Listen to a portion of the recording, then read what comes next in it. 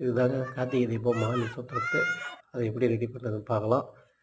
நேற்று எல்லாம் பணப்பூ புட்டு வச்சு காய வச்சுருந்தோம். இன்றைக்கி தேவையான அளவுக்கு பணம் எடுத்து அதில் கொஞ்சம் சின்ன சின்ன வெறுவெல்லாம் போட்டு ஃபஸ்ட்டு நெருப்பு மூட்டிடணும். நெருப்பு மூட்ட உடனே அந்த மாவலிலாம் அந்த பனம்பூவெலாம் எடுத்து ஒன்று ஒன்றா வச்சு நெருப்பில் அந்த செங்கல் சூடு வந்த மாதிரி பண்ணணும். இந்த முளை வச்சு வச்சுருந்தீங்கன்னா இன்னும் கரெக்டாக எல்லா பக்கமும் தீ பரவும். இதில் என் குட்டீஸ் தான் ரொம்ப ஹெல்ப்பு. ஃபுல்லாக நெருப்பு வந்தோடனே இந்த மாலையெல்லாம் எடுத்து ஃபுல்லாக அடைக்கணும். அடைக்கிட்டு ஃபுல்லாக ஓரளவுக்கு நெருப்பு வந்தோடனே கொஞ்சம் நேரம் காற்று போடாமல் மூடி வச்சிடணும்.